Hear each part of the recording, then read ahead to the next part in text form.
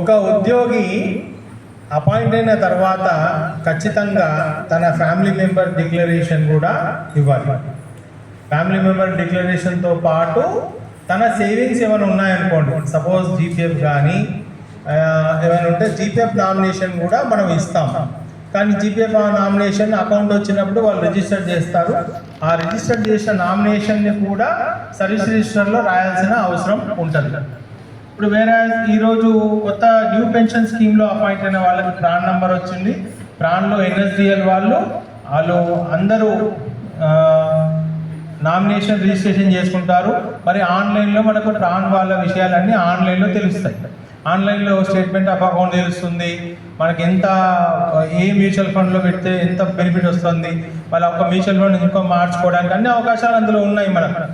ఇది PRAN account new pension స్కీమ్లో. వేరే గ్రూప్ ఇన్సూరెన్స్ జీపీఎఫ్కి వచ్చేంత వరకు మనము నామినేషన్ ఇచ్చింది రిజిస్టర్ అయిందా లేదా కూడా మనకు విషయం తెలియదు. నంబర్ అలాట్మెంట్ వస్తుంది, లెటరు నంబర్ అలాట్మెంట్ వచ్చినప్పుడు మనం అనుకుంటాం నేను నామినేషన్ ఇచ్చాను కదా, మరి నా నామినేషన్ రిజిస్టర్ అయిందా లేదా కూడా విషయాలు మనకు తెలియవు. జనరల్గా నామినేషన్ ఫామ్ ఫిలప్ చేసేటప్పుడు చాలా జాగ్రత్తలు తీసుకోవాలి. నేను మొన్న మీకు పెన్షన్ పేపర్స్ విషయం చెప్పేటప్పుడు కూడా మనం ఏం చెప్పాను, ఒక 4 కాలమ్స్ ఫిలప్ చేయండి, అన్ని కాలమ్స్ ఫిలప్ చేస్తారు, అవసరం లేని కాలం కూడా ఫిలప్ చేస్తారు. అట్లా ఫిలప్ చేస్తే నామినేషన్ అనేది రిజిస్ట్రేషన్ చేయరు ఏజీ ఆఫీస్ వాళ్ళు. ఇంకోటి విషయం, నామినేషన్ ఎందుకు ఉండాలి? నామినేషన్ ఉన్న క్రమంలో కూడా ఒక ఉద్యోగి చనిపోతే మరి లీగల్ ఎయిడ్ సర్టిఫికేట్ కానీ ఇవాళ మనం పిలువబడే ఫ్యామిలీ మెంబర్ సర్టిఫికేట్ కానీ అవసరమా? అవసరం లేదు. నామినేషన్ ఉంటే బేస్డ్ ఆన్ దట్ నామినేషన్ పత్రం ప్రకారము ఆల్రెడీ నామినేషన్ సంబంధిత ఎవరైతే మన అమౌంట్ ఎవరైతే మెయింటైన్ చేస్తున్నారో, అకౌంట్స్ ఎవరు చూస్తున్నారో వాళ్ళకి మనము క్లియర్ కట్గా లెటర్ పెట్టి నామినేషన్ రిజిస్ట్రేషన్ జరిగింది, ఎస్ఆర్లో నామినేషన్ ఫలానా వ్యక్తికి నామినేషన్ ఇచ్చారు కాబట్టి ఆయా వ్యక్తికి టెర్మినల్ బెనిఫిట్స్ ఏవైతే ఉన్నాయో అదైతే మనం జమ చేసిన అమౌంట్ కానీ ఏదైనా ఉద్యోగి ఉంటే ఇవ్వాల్సిన బాధ్యత ఉంటుంది. కానీ మీరందరూ ఏం చేస్తారు, ఖచ్చితంగా ఫ్యామిలీ మెంబర్ సర్టిఫికేట్ కావాలని అడుగుతారు. అవునా? నామినేషన్ ఉన్నప్పుడు ఫ్యామిలీ మెంబర్ సర్టిఫికేట్ అవసరం లేదు, చాలామందికి తెలియదు అది. ఒకటి దీనివల్ల ఒక ఫ్యామిలీ మెంబర్ సర్టిఫికేట్ రావాలంటే మరణించిన ఉద్యోగి కుటుంబంలో కూడా కనీసము 3 నెలల వరకన్నా టైం వేస్ట్ అవుతుంది. నామినేషన్ అవసరం ఏముంది మరి? అట్లాంటప్పుడు నామినేషన్ ఇస్తున్నాము, నామినేషన్ అవసరం ఏముంది చెప్పండి? నామినేషన్ అవసరం ఉందా? నామినేషన్ ఇవ్వకుండా కూడా ఫ్యామిలీ మెంబర్ సర్టిఫికేట్తో సెటిల్ చేయొచ్చు కదా. నామినేషన్ ప్రాధాన్యత మీకు అర్థం కావట్లేదు చాలామందికి. ప్రతి పబ్లిక్ ఆఫీస్లో ఇట్లనే ఉంది వ్యవస్థ. ఇదే కాకుండా ట్రెజరీస్ అండ్ అకౌంట్స్ డిపార్ట్మెంట్ వాళ్ళు కూడా ఇబ్బంది పెడతారు. శాంక్షనింగ్ అథారిటీ తలుచుకుంటే ఫలానా వ్యక్తికి నేను అమౌంట్ ఇవ్వదలుచుకున్నాను, శాంక్షనింగ్ అథారిటీ తలుచుకొని స్పీకింగ్ ఆర్డర్స్ ఇచ్చే శాంక్షన్ ఆర్డర్స్ చాలా డీటెయిల్గా ఇస్తే ఖచ్చితంగా అకౌంట్స్ డిపార్ట్మెంట్ అంటే ట్రెజరీస్ అండ్ అకౌంట్స్ వాళ్ళు ఎటువంటి బిల్ అయినా వాళ్ళు అడ్మిట్ చేయాల్సిందే. అవునా కదా? ఇప్పుడు ఎగ్జాంపుల్ ఫ్యూనరల్ ఎక్స్పెన్సెస్ ఇస్తున్నాం, ఏం చూసుకొని ఇస్తున్నారు ఫ్యూనరల్ ఎక్స్పెన్సెస్? ఫ్యూనరల్ ఎక్స్పెన్సెస్ ఇచ్చేటప్పుడు నీకు ఫ్యామిలీ మెంబర్ సర్టిఫికేట్ అవసరం ఉందా? లేదు. అదే రోజు మనం శాంక్షన్ చేస్తాం. మళ్ళీ ఎవరికి ఇస్తున్నారు మీరు? స్పౌస్కి ఇస్తారు. అట్లాంటి క్రమంలో నామినేషన్స్ ఉన్నా, నామినేషన్స్ సర్వీస్ లిస్టులో ఎంటర్ చేసినా, అన్నీ చేసినా కూడా మరి ఫ్యామిలీ మెంబర్ సర్టిఫికేట్ కావాలి, లీగల్ ఎయిడ్గా కావాలి అని అడగడం తప్ప. ఓకే, ఇప్పుడు రీసెంట్లీ స్పౌస్ ట్రాన్స్ఫర్స్ వచ్చాయి, మనకి మ్యూచువల్ ట్రాన్స్ఫర్స్ వచ్చాయి. స్పౌస్ ట్రాన్స్ఫర్స్ వచ్చినప్పుడు మన జిల్లాలో ఖచ్చితంగా సర్వీస్ రిజిస్టర్లో ఫ్యామిలీ మెంబర్ ఎంట్రీ ఉందా లేదా అని నేను చూసిన. ఖచ్చితంగా ఎంట్రీ లేకపోతే ఎంట్రీ రాయించుకొని తీసుకుని రమ్మని చెప్పిన. అంటే ఏ జిల్లాలో నుంచి వస్తున్నారో వాళ్ళు ఖచ్చితంగా ఎంట్రీ రాయించి తీసుకురావాలి. అదే కాకుండా మన హెడ్ ఆఫీస్ వాళ్ళు కూడా ఒక సర్టిఫికేట్ అనేది ఏదైతే ఏ జిల్లా నుంచి అయితే ఉద్యోగి వస్తున్నాడో ఆ జిల్లా డిఓ ఖచ్చితంగా ఒక సర్టిఫికేట్ అనేది ఎంటర్ చేయమని ఉంది. అందులో ఏముంది? ఫలానా స్పౌస్ వివరాలు మొత్తము, స్పౌస్ ఎంప్లాయ్మెంట్ విషయాలన్నీ ఆ సర్టిఫికేట్లో పొందుపరిచి మరి ఏ జిల్లా నుంచి వస్తున్నాడో ఆ జిల్లా విద్యాశాఖ అధికారి అంటే డిఓ గారు అటెస్ట్ చేసి ఎస్ఆర్లో కూడా ఎంట్రీ చేసిన తదుపరి ఇక్కడ మన జిల్లాలో కూడా వాళ్ళకి మనము పోస్టింగ్ ఆర్డర్స్ ఇచ్చినాం. మరి అది ఇచ్చే క్రమంలో కూడా ఫ్యామిలీ మెంబర్స్ ఎంట్రీ అవసరం కదా.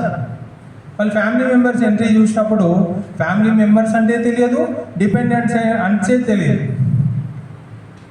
ఆ విధంగా ఎంట్రీస్ కొంతమంది చూసిన తప్పులు ఉన్నాయి.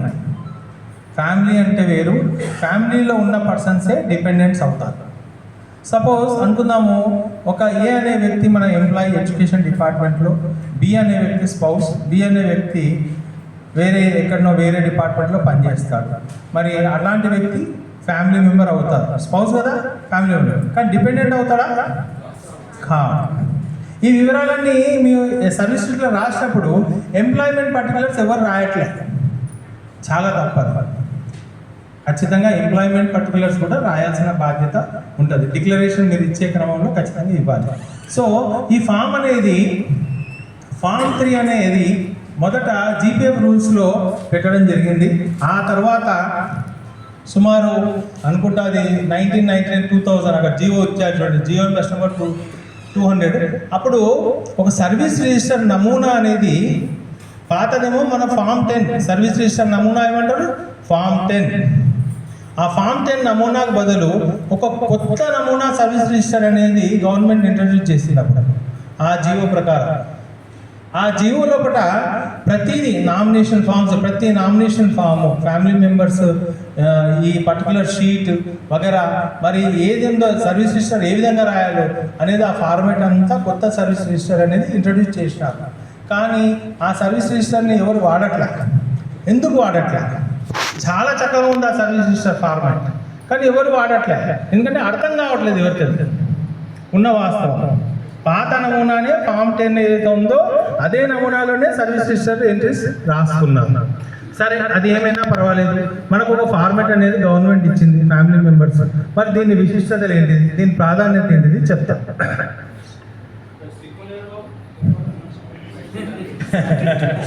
So number so and so, the government servant is instructed to fill up the form below very carefully as the dates furnished are vital, chala important, for sanction of family pension. Okay, the government servant may note that alterations of the date furnished below at later date is not permissible. అల్టరేషన్స్ అనేది ఒకసారి ఇందులో రాసిన dates ఏమైనా ఉంటే మార్చడానికి వీలు లేదు. Okay, అది దేని ప్రకారము? Sub rule 11/50 Telangana revised pension rules 1980. Okay, అప్పుడు గతంలో ఏపీ రివైజ్డ్ పెన్షన్ రూల్స్ ఉంది. నేను దీన్ని తర్జమా చేసి తెలంగాణ పెట్టించినప్పుడు ఫార్మాట్ డిజైన్ చేసినప్పుడు. ఓకే, ఇందులో ఇప్పుడు name of the family member, name of the family member అంటే ఏం రాస్తున్నారు? కనెక్ట్ రాసుకుంటున్నారు. తప్పదు, రాయకూడదు. స్పౌస్ పేరు మొదట రావాలి. Name of the family member ఎవరు? ఫస్ట్ స్పౌస్ పేరు, తన date of birth, relationship with government servant అంటే భార్య కానీ భర్త కానీ అని వస్తారు. Whether the members given in column 2 అంటే ఈ కాలం లోపల are additions to the particulars already furnished అంటే నో. మనం ఇనిషియల్ స్టేజ్లో ఇచ్చేది ఏమవుతుంది? అప్పుడు ఇక్కడ నో అని వస్తుంది. Alterations if any to the particulars already furnished not applicable. Not applicable no అనేది చాలా జాగ్రత్తగా ఆలోచించాలి. కొంచెం అక్కడ మైండ్ అప్లై చేయరు చాలామంది, దాంట్లో కూడా చాలా తేడాలు వస్తాయి. ఓకే, మరి whether married or unmarried, date of marriage if married అంటే స్పౌస్ అన్నప్పుడు ఆటోమేటిక్గా మ్యారేజ్ అయితేనే స్పౌస్ పెట్టుకుంటాం. కానీ ఇక్కడ డేట్ ఆఫ్ మ్యారేజ్ అనేది ఖచ్చితంగా రాయాలి. ఎవరిదైనా కూడా తన మ్యారేజ్ అయినా పిల్లల మ్యారేజ్ అయినా డేట్ ఆఫ్ మ్యారేజ్ అనేది ఖచ్చితంగా రాయాలి. ఎంప్లాయ్మెంట్ డీటెయిల్స్ అనేది వివరంగా ఇక్కడ ఇవ్వాలి. ఇది స్పౌస్ కాలం ఫస్ట్ సీరియల్ నెంబర్లో స్పౌస్ పర్టికులర్స్ వచ్చేస్తాయి. మరి పిల్లల వివరాలు కూడా అదే విధంగా రాయాలి. ఇక్కడ డేట్ ఆఫ్ బర్త్ మీరు తప్పు రాశారు అనుకోండి, అది మళ్ళీ యాక్సెప్టబుల్ తర్వాత కాదు. Once recorded is final. దీని అర్థం అదే కదా, పైన ఇచ్చింది. ఓకే, కాబట్టి జాగ్రత్తలు తీసుకోవాలి. ఇప్పుడు ఫ్యామిలీ మెంబర్ అంటే ఎవరు? ఫ్యామిలీ మెంబర్ అంటే ఎవరు? ఒక్క నిమిషం. ఫస్ట్ మనకు 1964లో ఉన్న కండక్ట్ రూల్స్లో కూడా ఫ్యామిలీ మెంబర్స్ డెఫినేషన్ ఉంది. Telangana civil services conduct rules 1964. అందులో ఇప్పుడు ఏముందంటే భర్త లేక భార్య పిల్లలు మాత్రమే, తల్లిదండ్రి కూడా ఫ్యామిలీ మెంబర్ కిందకి లెక్కలోకి తీసుకోవాలి అందులో. తర్వాత జీపీఎఫ్ రూల్స్ ఉన్నాయి. జీపీఎఫ్ రూల్స్ లో కూడా భార్య లేక పిల్లలు మాత్రమే ఫ్యామిలీ మెంబర్స్. కానీ పెన్షన్ రూల్స్ లో కూడా రీసెంట్లీ మనకు అమెండ్మెంట్స్ వచ్చాయి. దాంట్లో ఏం చేశారు, ఒకవేళ విడో డాటర్ అయినా అంటే ఒకసారి మనం మ్యారేజ్ చేసి కన్యాదానం చేసినప్పుడు ఆ కన్యని ఎవరి ఆధీనంలో పంపిస్తున్నాము, అల్లుడి ఆధీనంలోకి పంపిస్తాము. ఒకసారి మ్యారేజ్ చేసిన తర్వాత ఆమె మన కుటుంబీకురాలు కాదు, అది రూల్. ఓకే, అంటిల్ అన్లెస్ ఎప్పటి వరకు ఆమెని వాళ్ళ ఇంటికి సాగనంపేంత వరకే. ఒక కేసు నేను నా సర్వీస్లో చూశాను, ఎగ్జాంపుల్ ఏంటంటే అది సక్సెస్ కూడా చేశాను నేను. ఏదైనా టెక్నికల్గా ఆలోచించాను. ఒక ఉద్యోగి, నేను ఎప్పుడు నా ఏజ్ స్కూల్లో పనిచేస్తున్నా, అరౌండ్ 98 అనుకుంటా, అప్పుడు స్కూల్లో ఉన్నాను జూనియర్ అసిస్టెంట్గా. అతను జిల్లా ప్రెసిడెంట్, ఎస్టీయూ మాజరా టీచర్. ఎల్టీసీ వాడుకున్నాడు అండి. మ్యారేజ్ చేశాడు అమ్మాయి మ్యారేజ్ చేసి ఎల్టీసీ వాడుకున్నాడు. అప్పుడు మనకు ఈ బ్లాక్ ఇయర్స్ అని ఉంటాడు కదా, ఎవ్రీ 2 years ఒక చోట నేటివ్ ప్లేస్ ఒకటి, ఎనీవేర్ ఇన్ ఆంధ్రప్రదేశ్ ఒకటి ఉంటుంది. ఎనీవేర్ ఇన్ ఆంధ్రప్రదేశ్ ఉండే అవకాశం వాడుకున్నప్పుడు కూతుర్లు కూడా అల్లుతో పాటు తిరుపతి తీసుకెళ్ళి ఎల్టీసీ పెట్టి ఆయనతో చర్చించినప్పుడు కూతురు పేరు అల్లుంది ఎక్స్పెండిచర్ బుక్ చేయలేదు. నేనేం చేశాను, లేదండి మీరు ఏం చేశారు, మ్యారేజ్ చేసినారు, మరి మ్యారేజ్ చేసి సాగనంపినా, లేదు మ్యారేజ్ చేసి సాగనంపలే, అల్లుడితో పాటు ఇంట్లో 2-3 రోజులు పెట్టుకొని ఇమ్మీడియట్గా తిరుపతి పోయినప్పుడు ఏం చేయాలి, మీరు అతనికి ఇంకా హ్యాండ్ ఓవర్ అంటే అతని కస్టడీలోకి డాక్టర్ ఇవ్వలేదు కాబట్టి కూతురు కూడా ఎల్టీసీ వస్తుంది క్లెయిమ్ చేసి అన్నారు. చేసుకున్న తర్వాత ఆడిటర్ అంటారు కదా, క్వశ్చన్ చేస్తారు. డ్రాయింగ్ ఆఫీసర్తో ఒక సర్టిఫికేట్ పెట్టించారు, ఏమని, she has not been handed over into the hands of the alludu son-in-law till so and so date and such bill admitted. అంటే ఇక్కడ టెక్నికల్గా అర్థం చేసుకోండి. ఆ విధంగా మనం ఏదైనా కొంచెం తెలివిగా ఆలోచించాలి. మనం ఏమనుకుంటాం, ఆడిటర్ చెప్పింది వేదం అనుకుంటాం, అకౌంట్స్ డిపార్ట్మెంట్ వాళ్ళు చెప్పింది అంటే వింటాం కదా, వినొద్దు, క్వశ్చన్ వేయాలి. అప్పుడు మన వీళ్ళు ఏందో వాళ్ళకి తెలుస్తుంది. అవునా, వాళ్ళు ఎంత చెప్తాక మనం చేస్తే తప్పు, ఎందుకు చేయాలని ప్రశ్నించాలి. అప్పుడు వాడు విలువని చెప్తాడు, ఇట్లా కాదు ఇట్లా అని మనం మాట్లాడితే కొంచెం మన జోలి కాదు అట్లా. ఓకే, అయితే ఇందులో చెప్పిన విషయం ఏంటంటే మీకు అర్థమైంది కదా. సో ఈ ఫామ్ అనేది మనం ముఖ్యంగా అపాయింట్మెంట్ తదుపరి ఇమీడియట్ గా ఫిల్అప్ చేసి ఎస్ఆర్ లోపల అంటబెట్టాలంటే దీనికి ఒక సిస్టమ్ ఉంది. ఇక్కడ ఫ్యామిలీ మెంబర్స్ 1, 2, 3, 4 అనుకుందాం. ఒకరు భార్య, 3 పిల్లలు అనుకుందాం. అప్పుడు ఏమయ్యాలి, ఇక్కడ 4 అని రాస్తాం. ఇక్కడ చూడండి, ఇక్కడ డాట్ పెట్టింది అర్థమవుతుందా, టోటల్ ఎన్ని 4 మెంబర్స్. ఒకవేళ భార్య భర్త 2 పిల్లలు అనుకున్నది 3 అని రాస్తాం. రాసి కింది లైన్ గీతలు ముందు చేయాలి. బ్లాంక్ పెట్టలేదు, బ్లాంక్ పెట్టడం చాలా మనం ప్రాబ్లమ్స్ క్రియేట్ చేస్తారు. ఓకే, తర్వాత ఈ ఫామ్ అనేది ఇన్ డూప్లికేట్ లో concern head of the office ఇవ్వాలి. ఒకవేళ మీ టీచర్ అనుకోండి, మీ హెచ్ఆర్ గారికి ఎన్ని షీట్లు ఇవ్వాలి, 2 లేదా 3 ఇవ్వాలి, 2 కాదు 3 ఇవ్వాలి. ఇచ్చినప్పుడు ఏం చేస్తాము, అతను పేరు, సంతకము వగైరా డేట్ వేసి సంతకం పెడతాడు. I solemnly affirm that the above particulars are correct and true to my best knowledge and does not include legally separated spouse. ఏముంది, లీగల్లీ సెపరేటెడ్ స్పౌస్. నేను మొన్న నామినేషన్ ఫామ్ లో ఏం చెప్పాను,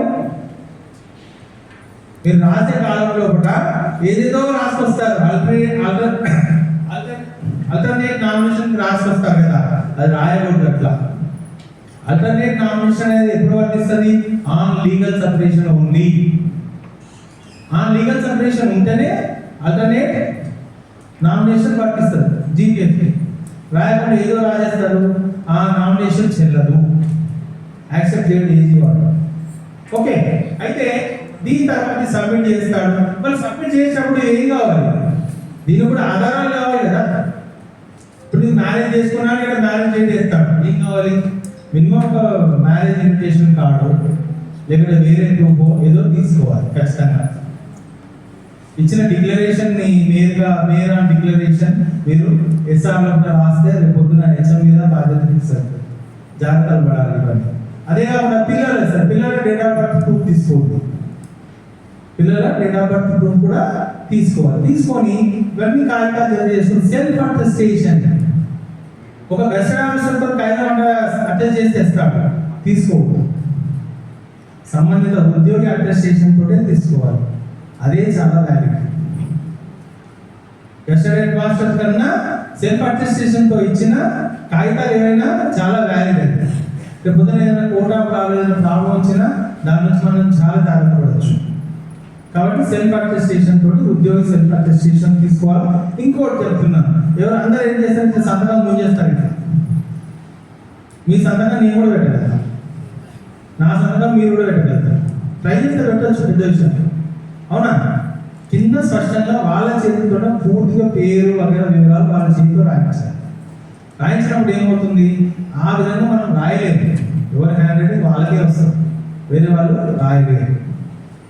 అర్థమవుతుందా? ఇవన్నీ జాగ్రత్తగా తీసుకోవాలి. ఇది చాలా ఇంపార్టెంట్ డాక్యుమెంట్ కదా అట్లా. సో ఈ ఇచ్చిన డాక్యుమెంట్ సపోర్టింగ్ డాక్యుమెంట్స్ వచ్చిన తర్వాత ఏం చేయాలి, పర్సనల్ ఫైల్ లో పెట్టుకోవాలి. మనం ఇక్కడ సంబంధిత counter signature of the head of the, ఇక్కడ అమ్మాయి ఎఫ్ఎన్ కొట్టిందండి, ఇది ఆఫ్, ఇది మా వాళ్ళు మిస్టేక్ చేశారు. Counter signature of the head of the office or HOD. ఒకవేళ గెస్టెడ్ ఆఫీసర్ అయితే హెచ్ఓడి, నాన్ గెస్టెడ్ అయితే హెడ్ ఆఫ్ ది ఆఫీస్ సరిపోతుంది. కౌంటర్ సైన్ చేయాలి ఇక్కడ, అంటే మీరు హెడ్ మాస్టర్ కాబట్టి కౌంటర్ సైన్ చేస్తారు. సంబంధిత టీచర్ అనేది ఇక్కడ సంతకం పెడతాడు, తన పేరు రాస్తాడు. ఇవన్నీ టైప్ చేయించొద్దు. ఇవి ఇక్కడ గమనించండి, మీరు ఇక్కడ మీకు పేరు ఉంది, పేరు టైప్ చేసుకొని తీసుకొచ్చాడు అనుకో, తీసుకోవద్దు. స్వహస్తాతో రాయించండి కాదు, ఈ జాగ్రత్తలు తీసుకోవాలి. అర్థమైందా? రాయించిన ఈ కాగితాన్ని మనము కౌంటర్ సైన్ చేసిన తదుపరి మనం సర్వీస్ రిజిస్టర్లో ఒక పేజ్ చేయాలి. ఒక పేజ్ దానికి కేటాయించి సర్వీస్ రిజిస్టర్లో పేజ్ చేయండి. ఒక కాగితం అతనికి రిటర్న్ చేయండి. రిటర్న్ చేసినప్పుడు ఇంకొక కాగితం ఉంటుంది కదా, దానిగా అక్నాలెడ్జ్మెంట్ తీసుకోండి ఉంటుందని. ఆ కాగితము అతని ప్రపోజల్తో పాటు కట్టి అతని పర్సనల్ ఫైల్లో వేయండి. సార్ అయిపోయింది అంతా ఓకే. మరి అనుకున్నాం, ఒక ఉద్యోగికి ఇక్కడ తన భార్య పేరు ఒకరితో ఇచ్చాడు, రీసెంట్లీ మ్యారీడ్ వాడు, భార్య పేరు పెట్టి ఇచ్చాడు. ఒక 2 సంవత్సరాల తర్వాత కొడుకో కూతురు పుట్టింది. అప్పుడు కూడా మళ్ళీ ఫామ్ ఇవ్వాలి, అప్పుడు మళ్ళీ ఫ్రెష్ ఫామ్ ఇవ్వాలి. మళ్ళీ ఇచ్చే క్రమంలో ఇప్పుడు ఏమవుతుందంటే ఇక్కడ ఈ వివరాలు రాయాల్సి వస్తుంది. అప్పుడు ఇది చూస్తున్నారా, ఇక్కడ ఏంటంటే whether the member given in column 2 or additions to the particulars already furnished, అప్పుడు ఎస్ అని రాయాలి. ఎస్ అంటే ఒకవేళ అల్టరేషన్స్ ఇఫ్ ఎనీ, అంటే ఎవరైనా చనిపోతే చేస్తే ఆ వివరాలు కూడా ఫ్రెష్ కాగితం మళ్ళీ ఇంకోటి ఇవ్వాలి. ఇచ్చి సంబంధిత అధికారులతో కౌంటర్ సైన్ చేసి మళ్ళీ అక్కడ పెట్టాలి. దాంట్లో మళ్ళీ దాంట్లో అంటబెట్టాలి.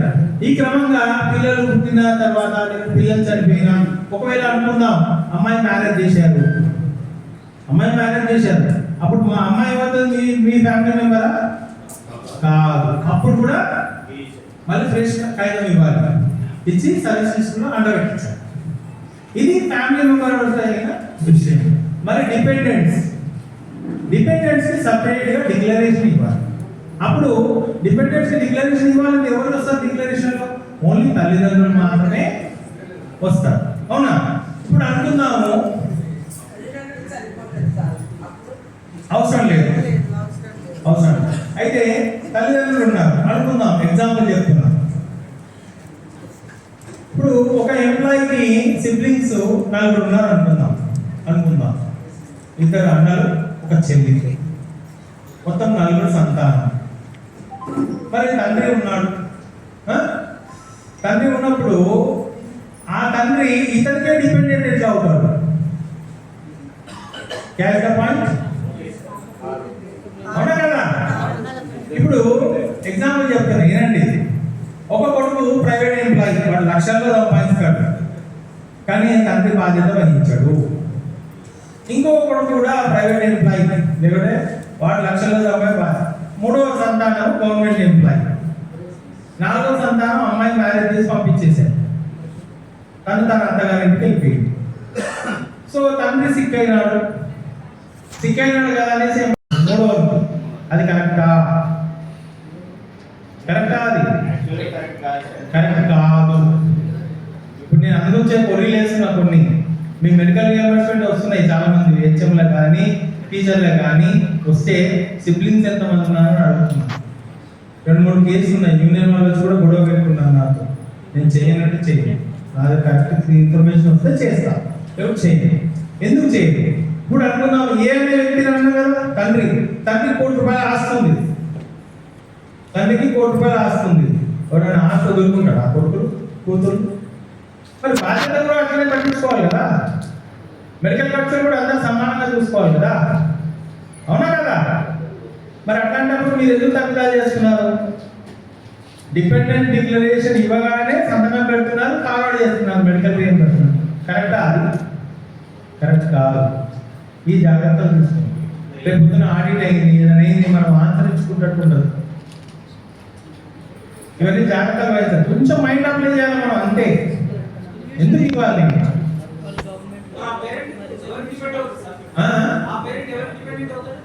పేరెంట్ డిపెండెంట్ నలుగురికి అవుతాడు. చూడకపోతే బాధ్యత తీసుకోవాలి. అదే కదా నేను చెప్తున్నా. నేను పాయింట్ మాట్లాడుతున్నాను. మీరు క్వశ్చన్స్ రాగైతే నేను ఆన్సర్ చేయలేదు. నేను చెప్పేది ఏంటంటే, మనం ఒక ఆస్తి ఉన్నప్పుడు నలుగురు హక్కుదారులు అయినప్పుడు ఖర్చు కూడా నలుగురు భరించాలి కదా.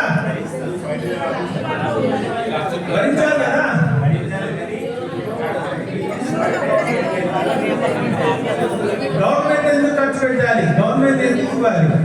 మీరు ఎందుకు ప్రపోజ్ చేయాలి? శాంక్షన్ కదా, ఎందుకు శాంక్షన్ చేయాలి? ప్రైవేట్ వాళ్ళకి రాదు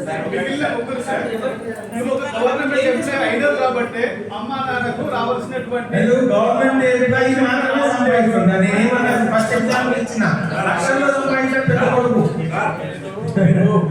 గవర్నమెంట్ ఎంప్లాయీ కాబట్టి మీరు చెప్తున్నారు సార్, బాగానే ఉంది. 3 ప్రైవేటే, అందులో 2 అసలే పట్టించుకోరు. ఒకటి చాలా పూర్గా ఉంటుంది, వాడే పేరెంట్స్ కష్టపడి అప్పు తీసుకొచ్చి ఇక్కడ డిస్కషన్స్ అది కాదు. ప్రేమతో ఉంటే ఎవరైనా ఖర్చు పెడతారు, తన ఆస్తుల అది కాదు. నేను విషయం అడ్జస్ట్ ఎందుకు గవర్నమెంట్ ఇవ్వాలి నేను అన్న అదే క్వశ్చన్. ఇవ్వకూడదు. మనము గవర్నమెంట్ ఉద్యోగమే మాట్లాడుతున్నాం, వేరే విషయాలు వద్దు మనకి. ఇక్కడ వేరే విషయాలకు చర్చ మనకు సమయం లేదు. తల్లిదండ్రులకు పిల్లలు అనేది బాధ్యత ఉండకూడదని అంటే నేను నా పాయింట్ క్యాచ్ చేయండి దయచేసి. ఇప్పుడు 3 బాధ్యులు అంటే గవర్నమెంట్ షేరింగ్ సిస్టమ్ ద్వారా ఇవ్వచ్చు. షేరింగ్ సిస్టమ్ లో ఇవ్వచ్చు. ఇంకొకటి హాస్పిటల్ తీసుకెళ్ళినప్పుడు ₹1,00,000 ఖర్చు అయితే గవర్నమెంట్ ఇచ్చేది 60-70,000 ఇస్తుంది. రిమైనింగ్ అంతా ఎక్సెస్ పేమెంట్ అవుతుంది. అది ఒక మాట మీరు మాట్లాడితే చర్చించాల్సిన విషయాలు చాలా వస్తాయి. ఒక మాట వినండి, కొంచెం కూర్చోండి. మన ప్రభుత్వ ఆసుపత్రులు ఉన్నాయి. ప్రభుత్వం ఏం చెప్పలేదు ప్రైవేట్ హాస్పిటల్ పోమని. ప్రభుత్వ హాస్పిటల్ కాకుండా ప్రైవేట్ హాస్పిటల్కి వెళ్తున్నాము. ఎందుకు వెళ్తున్నాము? కొన్ని మెరుగైన సేవలు ఉన్నాయని రికగ్నిషన్ ఇస్తుంది డిఎన్ఈ. కాబట్టి ప్రైవేట్ హాస్పిటల్స్కి వెళ్తున్నాం. మెరుగైన సేవలు ఉన్నాయని కదా, స్పెషలిస్ట్ డాక్టర్లు ఉన్నాయని, ఏదో వివిధ కారణాలు, అది వేరే విషయం. కానీ నేను అనేది ఏంటంటే సబ్జెక్ట్ ప్రకారం షేరింగ్ విధానంలో మనం ఇవ్వచ్చు. 100% క్లియర్ చేయడం తప్ప. సో ఈ ఇష్యూ ఇక్కడ వరకు ఆపుతాం. ఓకే. సో డిపెండెంట్ డిక్లరేషన్ కొంచెం కాంపౌండ్ అండి, దయచేసి కాంపౌండ్ అండి దయచేసి. చిన్న డౌట్ సార్, ఈ ఫామ్ లో ఇప్పుడు స్పౌస్ ఒక మేడం ఉన్నారు, she is not legally separated. తను స్పౌస్ ఫ్యామిలీ మెంబర్స్ లో ఇవ్వడానికి ఇష్టపడట్లేదు అనుకుంటాం. ఓన్లీ సన్స్ నేమ్స్ పెడతాను అంటారు. అది ఎంతవరకు కరెక్ట్? అలా చేయాలి. మీరు ఎంతవరకు ఒక మాట నిన్న మా గురువు గారు మంచి ఎక్స్ప్లెనేషన్ ఇచ్చారు ఆ విషయంలో. అంటే ఎగ్జాంపుల్ ఇష్యూ, మీరు అన్లెస్ లీగల్ గా సెపరేట్ అయ్యేంత వరకు విడిపోదు. అది మాత్రం ఖచ్చితంగా అన్లెస్ లీగల్ సెపరేషన్ అయ్యేంత వరకు. ఒకవేళ లీగల్ సెపరేషన్ ఆలేదనుకోండి, భార్య అంటే ఎన్నో మనస్పర్ధలు ఉంటాయి, విడివిడిగా జీవిస్తారు, ఏదో కారణాలు వివిధ కారణాలు మనకు అనవసరం, ఏదో వివిధ కారణాలు మనకు అనవసరం ఉండాలి. కానీ రైట్ అనేది ఖచ్చితంగా ఉంటుంది. రైట్ అనేది ఇప్పుడు మీకు ఈ మాట చెప్తున్నాను, నేను అందించే నామినేషన్ ప్రస్తావన ఎందుకు తీసుకొచ్చా? ఇప్పుడు నామినేషన్ ప్రస్తావన ఎందుకు ఇచ్చారంటే నీ గురించే. ఎవరు తెలియదండి ఇవన్నీ, డెప్త్గా ఆలోచించారా మాట్లాడారు. మనము సంపాదించే జీతము మన హక్కు, మనం ఎవరికి ఇవ్వాలనో వాళ్ళకి ఇవ్వాల్సిన లిబర్టీ ఎవరికి మనకే. మేము ఒక ఫ్యామిలీ మెంబర్ సర్టిఫికేట్ తెచ్చుకొని, ఇప్పుడు మీరు మేడం గారు అన్నట్టు అనుకుందాం, ఒక ఉమెన్ ఎంప్లాయీ భర్తతో విడిపోయింది, లీగల్లీ సపరేట్ కాలేదు, 2 పిల్లలు ఉన్నారు, పిల్లల భారం మొత్తము తల్లి చూసుకుంటుంది, వాడు జులైలో వెళ్తున్నాడు హస్బెండ్ అనుకుందాం. అనుకోని కారణాలలో ఏదో ఆ లేడీ ఎంప్లాయీ చనిపోయింది అనుకుందాం. అనుకున్నప్పుడు లీగల్ ఏజ్ అంటే ఏదైతే ఫ్యామిలీ మెంబర్ సర్టిఫికేట్ ఇవ్వాల్సిన పరిస్థితి వచ్చినప్పుడు లీగల్ సపరేషన్ కాలేదనే భావనతో ఖచ్చితంగా పేరు పెట్టి ఇస్తారు, లేకపోతే ఇంకో ఫ్యామిలీ మెంబర్ సర్టిఫికేట్ ఇవ్వరు. అట్లాంటప్పుడు ఏమవుతాయి, ఆటోమేటికల్గా రైట్స్ హస్బెండ్ జనరేట్ అవుతాయి based on the family members certificate. ఇప్పుడు మీరు కరెక్ట్ లైన్లో వస్తున్నారు, అర్థం చేసుకుంటున్నారు. నేను ఇంతవరకు ఫస్ట్ పాయింట్ ఏం చెప్పా, నామినేషన్స్ ఇచ్చాము, మనం నామినేషన్స్ కాదనేసి ఫ్యామిలీ మెంబర్ సర్టిఫికేట్ మీద ఎక్కువ ప్రాధాన్యత పెడుతున్నారు. తప్పు అంటున్నారు. నా అమౌంట్, నా ఆర్జన నేను సంపాదిస్తుంది, నేను ఎవరికి ఇవ్వాలంటే వాళ్ళకి ఇవ్వాలి. ఎవరికి ఇవ్వాలి? ఫ్యామిలీ మెంబర్కి ఇవ్వాలి అనాలి. మరి అదర్ ఫ్యామిలీ మెంబర్కి ఇవ్వాలంటే లేదు, అది ఒప్పుకోదు, తప్పదు. ఫ్యామిలీ మెంబర్లో ఒక పర్సన్ ఇవ్వాలి, ఆ పర్సన్కి శాంక్షన్ చేయాలి. మనం శాంక్షన్ కదా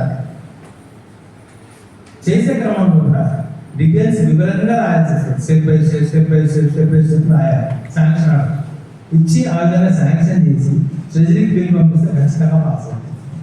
ఏదో ఫార్మాట్లో ఇప్పుడు శాంక్షన్ చేసి పంపిస్తే కాదు, స్పీకింగ్ ఆర్డర్ సిస్టంలో ఉండాలి. దాని ఏంటంటే నామినేషన్ ఎందుకు చెప్తున్నాను, ఇప్పుడు నేను చెప్పాను నాది life time arrears. Life time arrears అంటే ఏంటి? ఒకవేళ నేను రిటైర్ అయ్యి పెన్షన్ తీసుకోకుండా చనిపోయినాను అనుకోండి, నాకు పెన్షన్ రావాలి కదా సర్టెన్ పీరియడ్, ఏదో రిటైర్ అయిన డేట్ నుంచి చనిపోయేంత వరకు డేట్, దానికి కూడా నామినేషన్ నేను ఇప్పుడే ఇచ్చేసాను. మీకు నేను పెన్షన్ పేపర్స్ నామినేషన్ ఫామ్ చూడండి, అందులో gratuity and life time arrears అని ఉంటుంది రాసి. గ్రాట్యుటీతో పాటు లైఫ్ టైం ఏరియర్స్ సంబంధించిన నామినేషన్ నేను ఇప్పుడే ఇచ్చేసాను. నామినేషన్ విలువ ఇప్పుడు మీరు చెప్పినటువంటి ఎగ్జాంపుల్లో 2 కొడుకులు కూడా పోషించలేని స్థితిలో, బీద స్థితిలో ఉన్నప్పుడు ఒక ఎంప్లాయీ ఆధారమైనప్పుడు ఆయన మెడికల్ రియంబర్స్మెంట్ను ప్రపోజల్ పంపొచ్చా? దానికి ఏం ప్రూఫ్ పెట్టాలి? ఏం ప్రూఫ్ పెడితే అతనికి అర్హుడు అవుతాడు? మీరే చెప్పండి, ఎలా అయితే పాసిబుల్ అవుతుంది?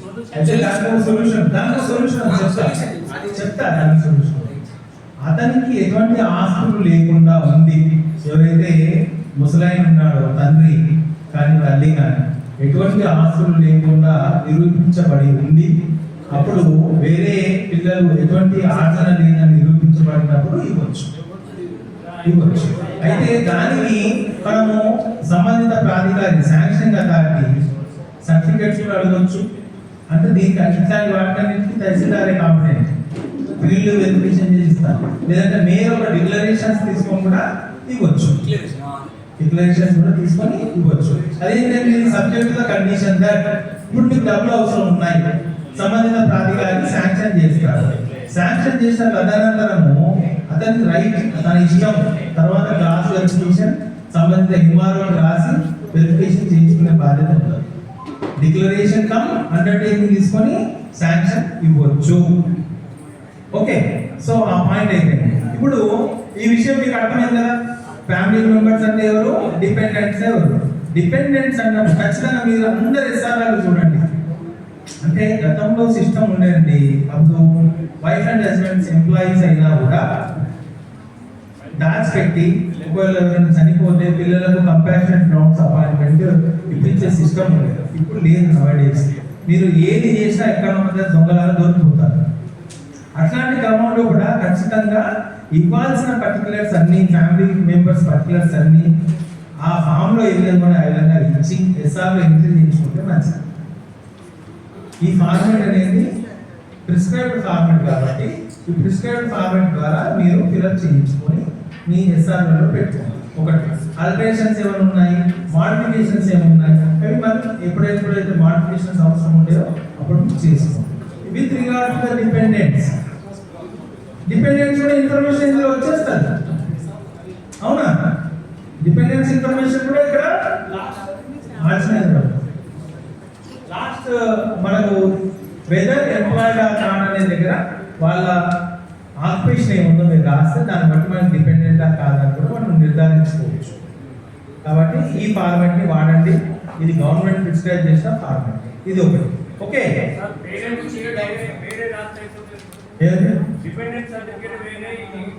అవసరం లేదు. డిపెండెంట్ సపరేట్ రాయాల్సిన అవసరం లేదు.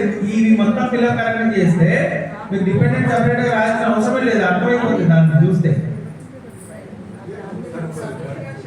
మా ఎస్బీలో 15 years బ్యాక్ మామూలుగా ఇస్తున్నాడు. ఎలా అంటే serial number, family member name, relation, age, అప్పటికున్న ఏజ్ అంతవరకు రాసి అంటే మీరు ఒకటి ఎంట్రీ రాయడం అంటే ఎంట్రీ రాసిన దాంట్లో ఉన్న పదజాలం ఏంటిది, ఇది కంప్లీట్ గా క్యాండిడేట్ ఇచ్చిన క్యాండిడేట్ ని ఫిక్స్ అప్ చేస్తుంది కాయిదా.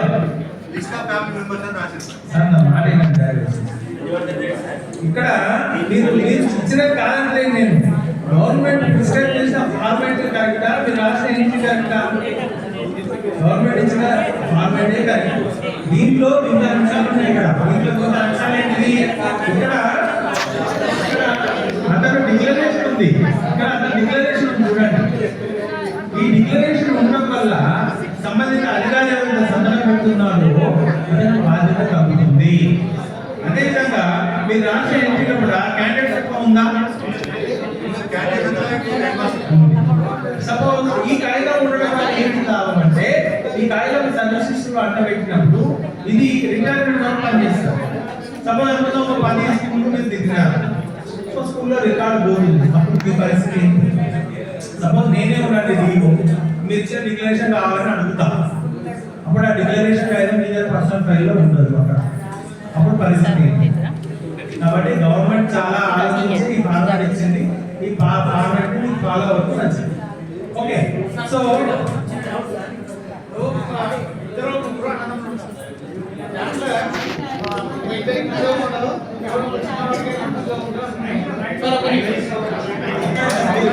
తల్లిదండ్రులకు సంబంధించినటువంటి ఆస్తి ఉన్నప్పుడు కూడా ఒక డౌట్ ఏంటంటే, ఇప్పుడు గవర్నమెంట్ ఎంప్లాయీ కొడుకున్నారు కాబట్టి ఎలాంటి సంక్షేమ పథకాలు నీకు ఇవ్వడానికి లేదు అంటే అది ఒకటి కండిషన్ గవర్నమెంట్. బట్ అమరేం చేస్తున్నారంటే అసలు పెన్షన్ కానీ ఇట్లాంటి కానీ ఏది కూడా కొడుకుంటారు కాబట్టి నీ ద్వారా అతన్ని ఫార్వర్డ్ చేద్దామన్నది మీరు అక్కడ వాళ్ళు ఏమంటున్నారంటే, నేనే చదివించాను, నువ్వే చదువుకున్నావు, మన ఇంట్లో ఎంప్లాయీ నువ్వే కాబట్టి తండ్రి యొక్క సంక్షేమంతో నువ్వే చూసుకోవాలి, అది నీ బాధ్యత అని చెప్పని వాళ్ళు అంటున్నారు. ఇప్పుడు తండ్రికి ఏమైనా అయినప్పుడు మెడికల్ సంబంధించిన మెడికల్ గ్రౌండ్ కావచ్చు, ఏమైనా వృద్ధాప్య పెన్షన్ కూడా అట్లాంటి ఏం రాదు. అదే మెడికల్ సంబంధించిన కావచ్చు, ఇతరత్ర ఏమైనా ఉంటే మేము ఫార్వర్డ్ చేసుకుంటే మీరు ఒక్కడే ఎందుకు పెట్టాలని చెప్పని ఒక హైయర్ అథారిటీగా మీరు దాన్ని ఎందుకని మీరు అంటున్నారు. అతనికి ఏం న్యాయం అంటారు? అది కృష్ణమూర్తి గారు చెప్పినట్టు తల్లిదండ్రులకు ఆస్తి ఉందని అన్నాడు. ఒకటి, తల్లిదండ్రులకు ఆస్తి ఉన్నప్పుడు డిపెండెన్స్ ఎలా అవుతారు? First question. ఒక నిమిషం. ఆస్తి దీన్ని నిరూపించాల్సింది ఎవరు? అతని సోర్స్ ఆఫ్ ఇన్కమ్ ఉందా లేదా నిరూపించాల్సింది ఎవరు అంటే దానికి కాంపిటెంట్ అథారిటీ తహసీల్దార్ లేకపోతే ఆర్డీఓ. మీరు ఆర్డీఓ నుంచి తహసీల్దార్ నుంచి సర్టిఫికేట్ తెచ్చేయాలంటే కానే కాదు, ఇట్లాంటి ఇవ్వరు వాళ్ళు. సందిగ్ధత ఉన్న విషయాలలో వాళ్ళు తలదూర్చరు. ఒకటి అంటే సంబంధిత ప్రాధికారి అడిగితే ఇవ్వరు. నేను ఇప్పుడు ఏం చెప్పాను ఎగ్జాంపుల్, ఇట్లాంటి క్రమంలో కూడా షేరింగ్ సిస్టంలో ఒక అవసరం ఉంటే ఇవ్వచ్చు, లేకపోతే డిక్లరేషన్ తీసుకొని ఇవ్వచ్చు. ఆ personal responsibility of the employee. ఇంకోటి ఏంటంటే ఇక్కడ నేను చూస్తుంటాను మెడికల్ రియంబర్స్మెంట్ లో కింద మ్యాటర్ వేరే ఉంటుంది, పైన సర్టిఫికేట్ పేరు వేరే ఉంటుంది. అట్లాంటివి కూడా ఎన్నో వచ్చాయి. స్టార్టింగ్ లో చూసి రిటర్న్ చేసి తర్వాత రెక్టిఫై చేసుకొని తెచ్చినారు. చూస్తూ ఉంటే నాకు అర్థమైంది అంటే వీళ్ళ కెపాసిటీ ఎంత ఉంది, లేదా వీళ్ళకి కావాల్సుకొని తప్పులు చేస్తున్న ఆలోచనతో ఉండి నేను ఆలోచించాను అన్ని రకాలుగా.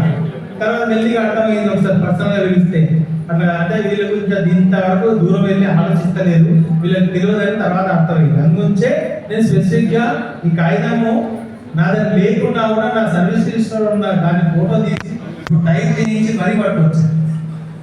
అర్థం చేసుకోండి.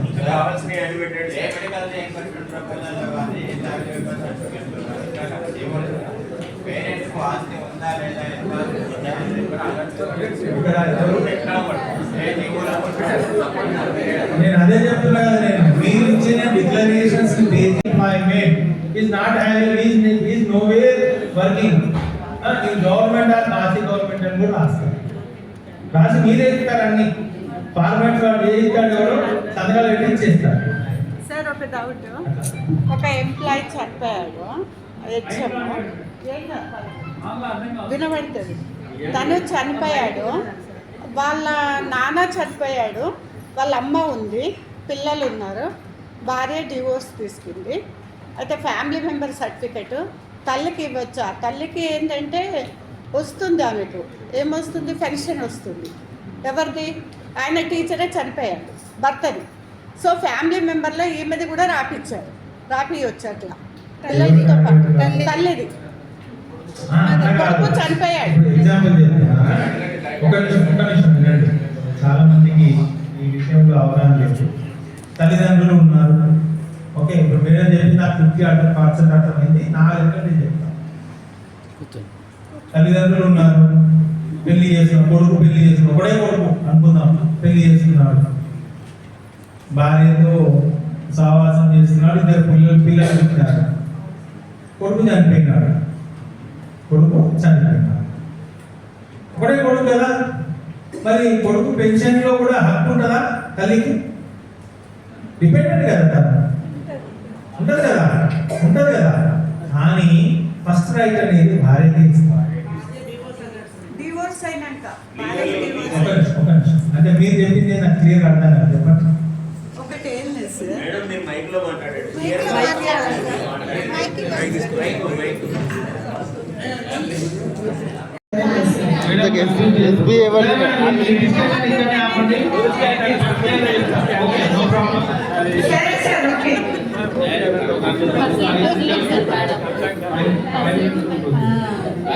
సో ఇదే కాకుండా ఇప్పుడు ఈ విషయం అయితే మీకు అర్థమైంది, క్లారిటీ వచ్చిందని అనుకుంటున్నా. సర్వీస్ రిజిస్టర్ లో కూడా ఇష్టానుసారంగా సర్వీస్ రిజిస్టర్స్ ఎంట్రీస్ రాస్తున్నారు. సర్వీస్ రిజిస్టర్స్ కస్టోడియన్ మీరే, ఎంప్లాయీస్. గతంలో పిడబ్ల్యూజీ వాళ్ళు ఆఫీసెస్, స్కూల్స్ పెయిల్ చేసి కలెక్టర్ గారి ఉత్తర్వులు ఉన్నాయి, ఎవరి సర్వీస్ బుక్స్ వాళ్ళకు అప్పచెప్పి వాళ్ళ దానిలోనే పెట్టుకోమని. ఇప్పుడు మళ్ళీ మనము స్టోర్ చేయాలి అనే ఒక ప్రొసీడింగ్ వస్తే ఇది ఎవరు మాట్లాడారు సార్? దాని గురించి నాకు తెలియదు. ప్రీవియస్ ఏ సర్కమ్స్టాన్సెస్ లో ప్రీవియస్ ఇది సార్, ఓకే, ప్రీవియస్ ఏ సర్కమ్స్టాన్సెస్ లో సర్వీస్ బుక్ పెట్టుకోవచ్చునో నాకు తెలియదు. ఒకవేళ చూస్తా, చార్జర్ ఉంటే కాగితం తీసుకుంటా. ఓకే, నేను జనరల్ గా మాట్లాడుతున్నా. హెడ్ ఆఫ్ ది ఆఫీస్ దగ్గరనే సర్వీస్ రిజిస్టర్ ఉండాలి. సర్వీస్ రిజిస్టర్ రాయాల్సిన క్రమము మీకు అందరికి తెలుసు. నేను వచ్చిన తర్వాత కూడా ఒక ఇంక్రిమెంట్ శాంక్షన్ చేసి ఎంట్రీ ఇస్తే 2 సంతకాలు పెడుతున్నాను. మీరు ఎస్ఆర్ చూసి కదా, మీ ఎస్ఆర్ 2 సంతకాలు పెడతారా? ఎక్కడ పెట్టకూడదు. ఒకటేమో టెర్మినల్ ఎంట్రీ వస్తుంది, ఇంకోటేమో అపాయింట్మెంట్ ఎంట్రీ వస్తుంది. రాసే క్రమం కూడా సరిగ్గా తెలియదు. దాన్ని సెటరేట్ చేసినాను నేను వచ్చిన తర్వాత. జనరల్గా మా హెడ్ ఆఫ్ ది ఆఫీస్ లోపల ఒకటే ఎంట్రీ ఇస్తుంది. ఇప్పుడు మనం రాసే విధానం ఏదేముంటుంది, అపాయింట్మెంట్ అని టెర్మినల్ అని ఒక ఎంట్రీ ఇస్తారు. ట్రాన్స్ఫర్ అయినప్పుడు టెర్మినల్ ఎంట్రీ వస్తుంది, ఇంక్రిమెంట్ శాంక్షన్ అయినప్పుడు టెర్మినల్ ఎంట్రీ వస్తుంది, మళ్ళీ అపాయింట్మెంట్ ఎంట్రీ, కొత్త బేసిక్ బడ్జెట్ మనం రాసుకుంటాం. అది సర్వీస్ రిజిస్టర్ రాసే పద్ధతి. కానీ పెద్ద పెద్ద ఆఫీసులలో అంతా రాసే సమయం వాళ్ళకు ఉండదు. చిన్న ఒక రబ్బర్ స్టాంప్ చేసేసి సంతకం పెట్టి increment sanction from to pay రాస్తారు, స్కేల్ రాస్తారు, ఇయర్ ఆఫ్ ఇంక్రిమెంట్ రాస్తారు, ఎంట్రీ ఇస్తారు. చాలా. సో ఈ రాసే విధానంలో కూడా చాలా మార్పులు ఉన్నాయి. ఇక్కడ వచ్చిన తర్వాత కొన్ని సెటరేట్ చేసినాం ఒకటి. సో ఇక్కడ ఏమేమి ఎస్ఆర్లో కూడా ఉండాలి, ఎస్ఆర్లో ముఖ్యంగా ఉండాల్సినవి అన్ని ఫస్ట్ సర్వీస్ రిజిస్టర్ ఓపెన్ చేస్తాం. అపాయింట్మెంట్ ప్రొసీడింగ్స్, ఏ ప్రొసీడింగ్స్ ద్వారా మనం అపాయింట్మెంట్ ఎంట్రీ రాస్తాం. రాసిన తర్వాత సంబంధిత head of the office attest చేస్తాడు. దానిలో ఎస్ఆర్ ఓపెన్ చేసినప్పుడు థంబ్ ఇంప్రెషన్ తీసుకుంటాం, మోల్స్ రాస్తాం, ఎస్ఎస్సి ఎంట్రీ ఏ విధంగా వేయాలి, ఎస్ఎస్సి ఎంట్రీ దేని బేస్ చేసుకొని ఇచ్చారు అది రాసి సర్టిఫికేట్ ఒకటి రాస్తాం. ఎస్ఎస్సి సర్టిఫికేట్ ద్వారా కూడా అది ఇస్తాం. ఇప్పుడు మీ దగ్గర పిల్లలు అందరూ ఎంతో మంది అపాయింట్ అయ్యి వచ్చారు, కొత్త వాళ్ళు, ఇంకా సంవత్సరం కంప్లీట్ కాలేవారు సర్వీస్ అయిందా? ఇప్పుడు ఎగ్జాంపుల్ నేనే ఉన్నా, ఎగ్జాంపుల్ నేను నాదే ఒక ఎగ్జాంపుల్. నేను ఫిబ్రవరి మంత్లో 72 ఫిబ్రవరిలో ఉంటా, కానీ ఫిబ్రవరిలో మనం పూర్తి అంటే 4.5 years అడ్మిషన్ తీసుకోరు కదా, 5 years కంప్లీట్ 5+ ఉండాలి కదా అడ్మిషన్ ఫస్ట్ క్లాస్. అప్పుడు మా ఫాదర్ ఏం చేశాడు, 71 ఆగస్ట్ రాశాడు, అంటే 6 నెలలు చూపించాడు. చూపించేసి అడ్మిషన్ తీసుకున్నాడు. అడ్మిషన్ అయితే ఇప్పుడు నా records 71, actual date of birth 72. వేరే మళ్ళీ నాకు బర్త్ సర్టిఫికేట్ నాకు ఉంది, జిహెచ్ఎంసీలో బర్త్ సర్టిఫికేట్ అప్పటిది నాకు ఉంది, ఉన్నా కూడా అది. అయితే ఇక్కడ మనం ఎస్ఆర్ లోపల డేట్ ఆఫ్ బర్త్ ఎంట్రీ చేసినప్పుడు ఒక ఫీజిబిలిటీ ఉంటుంది ఎంప్లాయీ, తన యాక్చువల్ డేట్ ఆఫ్ బర్త్ పెట్టుకునే ఆస్కారం తనకు హక్కుగా ఉంది, దానికి ఒక సపరేట్ జీవో ఉంది. అది ఎప్పుడు అంటే వితిన్ 1 year లోపల డిక్లరేషన్ ఇచ్చి పెట్టుకోవాలి. ఇప్పుడు ఆ విషయం నాకు తెలియదు. ఒకవేళ నాకు ఆ విషయం తెలిసి ఉంటే నేను ఫిబ్రవరి డేట్ ఆఫ్ బర్త్ పెట్టుకుంటుంటే ఎస్ఎస్సి కాదని నా సర్వీస్ లిస్టులో. Actual date of birth February, records ఉంది 71 ఆగస్టు, యాక్చువల్ ఫిబ్రవరి 72. మీరు ఎవరైనా ఉంటే పిల్లలు ఎవరైనా మీ ఇప్పుడు అమ్మాయి వాళ్ళు ఎవరైనా ఉంటే డేట్ ఆఫ్ బర్త్లో తేడాలు ఎవరైనా ఉంటే ప్రూఫ్స్ ఉంటే ఎస్ఆర్ కనుక ఓపెన్ చేయకపోతే ఆ అవకాశం మీరు వాళ్ళకి కల్పించండి, ఎవరికి నష్టం చేయలేదు. దానికి స్పెసిఫిక్ జీవోస్ ఉన్నాయి, దాని డిక్లరేషన్ ఇవ్వాలి, ఇచ్చేసి దేని ఆధారంతో మనము డేట్ ఆఫ్ బర్త్ రాస్తున్నామని రాసి సంబంధిత హెచ్ఎం అడ్జస్ట్ చేస్తే సరిపోతుంది. అదొక అవకాశం వాళ్ళకు. బర్త్ సర్టిఫికేట్ లేకపోతే నో ఛాన్స్. బర్త్ సర్టిఫికేట్ కదా criteria date of birth. Okay, so సంబంధిత అధికారే గ్రామ పంచాయత్ సెక్రటరీ నుంచి పై అధికారుల వరకు ఉంటుంది, మున్సిపాలిటీ వగైరా, అది కూడా దట్టు లీగల్లీ రిజిస్టర్ అయి ఉండాలి, రిజిస్ట్రేషన్ నంబర్ తో పాటు బర్త్ సర్టిఫికేట్ ఉంటుంది. సో ఆ తదనంతరం ఇప్పుడు మీ పిల్లలు కూడా మీ దగ్గర కాంప్లెక్స్ హెడ్ మాస్టర్స్ ఉన్నారు, అందరు ఉన్నారు, రేపు పొద్దున మీరు కూడా ఎన్నియోళ్ళు ఎవరో ఒకరు అవుతారు. ఇందులో అపాయింట్ అయిన వాళ్ళకి ఖచ్చితంగా యాంటిసిడెంట్ ఫార్మ్స్ ప్రిస్క్రైబ్డ్ ఫార్మాట్ లో కూడా డిఓ గారికి పంపించాలి. వీళ్ళు అపాయింట్ వచ్చారు కదా అందరూ యాంటిసిడెంట్ ఫార్మ్స్ ఖచ్చితంగా పంపించాలి. వాళ్ళ దగ్గర తీసుకొని ఇన్ పార్ట్ డూప్లికేట్ 4 సెట్లు ఫోటోలతో పెట్టి సంబంధిత గెస్టెడ్ ఆఫీసర్తో తన పర్టికులర్స్ అటెస్ట్ చేసిన తదుపరి ఆ ఫార్మ్స్ మీరందరూ మాకు సబ్మిట్ చేయాలి. సబ్మిట్ చేసిన తదనంతరము మేము 3 సెట్లు సర్టెన్ ఇంటెలిజెన్స్ విభాగము ఎవరు ఉంటారు కదా వాళ్ళని పంపిస్తాం. పంపించిన తర్వాత వాళ్ళు వెరిఫై చేస్తారు, మీకు క్రిమినల్ రికార్డు ఉందా లేదా అని వెరిఫై చేయాల్సిన ఖచ్చితమైన బాధ్యత ఉంటుంది. చాలా మంది చేయట్లేదు. ఇప్పుడు నేను ఫస్ట్ డే అడిగినప్పుడే ఆ సిస్టమ్ లేదు కదా సార్ ఎత్తేస్తానని ఉన్నారు, లేదని సిస్టమ్ ఉంది, అది చేయాల్సిందే అందరూ. సో అది చేసిన తదుపరి అక్కడ నుంచి మనకు క్లియర్ చిట్ వచ్చింది అనుకోండి, అంటే క్లియర్ గా ఏమీ లేదు ఇదంతా అనేది మనకు ఒక రిపోర్ట్ వస్తుంది. వచ్చిన తదుపరి సర్వీస్ రెన్యువరేషన్ ఆర్డర్స్ ఇవ్వాల్సిన బాధ్యత సంబంధిత డిఓ ఆర్డర్స్ ఇస్తారు. బేస్డ్ ఆన్ దట్ ఆర్డర్స్ తర్వాత ఒక సర్వీస్ ఒక 2 years అంటే 3 years తర్వాత మళ్ళీ ప్రొబేషన్ ఫార్మ్స్ కూడా ఇవ్వాలి. ఒక ఎంప్లాయీ ఎవరి ఆధీనంలో పనిచేస్తున్నాడు, స్కూల్ హెచ్ఎం అండర్లో పనిచేస్తున్నాడు. మరి అతను సరిగ్గా పనిచేస్తున్నాడు లేదా, హెచ్ఎం ఇన్స్ట్రక్షన్స్ ఇస్తుంటాడు లేదా, లేకపోతే జవాబు ఏమైనా ఉల్లాసం చేస్తున్నాడా, స్టాండర్డ్స్ మెయింటైన్ చేస్తున్నాడా లేదా, ఎడ్యుకేషన్ లెవెల్స్ యొక్క ఇవన్నీ చూడాల్సిన బాధ్యత హెచ్ఎంది. సపోజ్ ఎవరైనా కొత్త పిల్లలు లేకపోతే మీరు నెగిటివ్ గా రాయొచ్చు, వాళ్ళ మీద రాసి మీరు ఇవ్వచ్చు. ఇచ్చినప్పుడు ప్రొబేషన్ ఎక్స్టెండ్ కూడా మనం చేసే అధికారము డిఓకి ఉంటుంది. అన్ని కరెక్ట్గా ఉంటే ప్రొబేషన్ ఫార్మ్స్ ఇచ్చిన తర్వాత ప్రొబేషన్ డిక్లరేషన్ కూడా ఇస్తాము. ప్రొబేషన్ డిక్లరేషన్ ఆర్డర్ ఇవ్వనంత వరకు అతను టెంపరీ ఎంప్లాయీ, అది కూడా గుర్తుపెట్టుకోండి. ప్రొబేషన్ డిక్లేర్ అయిన తర్వాతనే అతను మెంబర్ ఆఫ్ ది సర్వీస్ అవుతాడు, అంటే అతను పూర్తి హక్కులు ఆపాదించబడతాయి. అప్పటి వరకు అతను టెంపరీ ఎంప్లాయీ. ఇప్పుడు ఒక ఎగ్జాంపుల్ నేను మొన్న కూడా చెప్పిన, ఒక క్యాండిడేట్ ర్యాంక్ 6 వచ్చిన వాడిని పక్కన పెట్టి సెకండ్ 8th ర్యాంక్ అయితే మేము అపాయింట్మెంట్ ఇచ్చినాము వివిధ కారణాల వల్ల. మళ్ళీ హెచ్ఓడి గురించి క్లారిఫికేషన్ ఇచ్చారు. మళ్ళీ 6th ఎంప్లాయీకి అపాయింట్మెంట్ ఇవ్వండి, 8th ఎంప్లాయీని రిమూవ్ చేయమన్నారు. రిమూవ్ చేసేటప్పుడు మేము నోటీస్ కూడా ఇవ్వకుండా మేము స్టేట్ అవే స్పీకింగ్ ఆర్డర్ ఇచ్చి రిమూవల్ ఆర్డర్ ఇచ్చేసాం. ఎందుకు ఇచ్చాము? అతని టెంపరీ కాబట్టి, అండర్ ప్రొబేషన్ లో ఉన్నారు కాబట్టి మేము నోటీస్ కూడా ఇవ్వకుండా రిమూవల్ ఫ్రమ్ సర్వీస్ ఆర్డర్ ఇచ్చేసాం. అంటే క్యాన్సిలేషన్ ఆఫ్ అపాయింట్మెంట్ ఆర్డర్ ఇచ్చాం.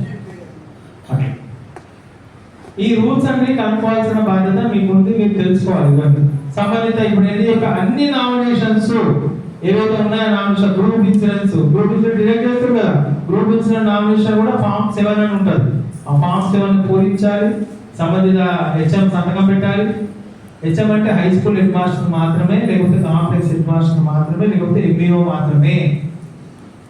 యూపీఎస్ ప్రైమరీ స్కూల్ హెడ్ మాస్టర్కి అధికారాలు లేవు ఈ విషయంలో. వాళ్ళు సంతకం పెట్టాలి, ఆ ఎస్ఆర్లో కూడా అంటబెట్టాలి, నామినేషన్ ఫామ్ అంటబెట్టాలి, నామినేషన్ ఇచ్చినట్టు ఎంట్రీ రాయాలి, మళ్ళీ ప్రాన్ నంబర్ ఎంట్రీ కూడా రాయాలి సర్వీస్ రిజిస్టర్లో. అదేవిధంగా పర్మనెంట్ ఎంప్లాయీ ఐడి నంబర్ కూడా మనం రాయాలి, సర్వీస్ రిజిస్టర్లో రాయాలి, ఖచ్చితంగా ఒక ఎంట్రీ రాయాలి. అది PRAN number entry. PRAN number రాసినప్పుడు నామినేషన్ ఎంట్రీ కూడా మీరు రాయండి, మంచిది. నామినేషన్ ఎవరికి ఇచ్చారు రాయాలి. ఇప్పుడు అనుకుందాం, ఒక ఉద్యోగి అపాయింట్మెంట్ సమయంలో అన్మ్యారీడ్ అన్నప్పుడు ఖచ్చితంగా నామినేషన్ ఇవ్వండి కదా. ఫ్రాంక్కి తండ్రిదో ఎవరిదో ఒకటి ఇస్తారు, ఆ నామినేషన్ ఎప్పుడైతే మ్యారేజ్ అయిందో సర్వ హక్కులు భార్యకు వస్తాయి. సర్వ హక్కులు భార్య కానీ భర్తకే వస్తాయి. అప్పుడు నామినేషన్ మార్చుకోవాల్సిన బాధ్యత ఎంప్లాయీకి ఉంటుంది, నామినేషన్ మార్చుకోవాల్సిందే. మళ్ళీ దానికి సంబంధించిన కాయిదాలు ఏ అధికారికి పంపించాలి, నామినేషన్ మార్చుకొని తీసుకోవాలి. మళ్ళీ ఆ ఎంట్రీస్ అందులో పడాలి, ఆ ఎంట్రీస్ కూడా ఎస్ఆర్లో కూడా ఎంట్రీస్ పడాలి. మళ్ళీ నామినేషన్ మార్చిన కాయిదాలు కూడా అంటబెట్టాలి దాంట్లో. ఇదే విధంగా ఇప్పుడు చాలా మంది ఏం చేస్తారు, పే ఫిక్సేషన్ కాయిదాలు, పే ఫిక్సేషన్ ఆర్డర్స్ కూడా పెట్టారు. పే ఫిక్సేషన్ ఆర్డర్స్ ఎప్పుడు పెట్టద్దు.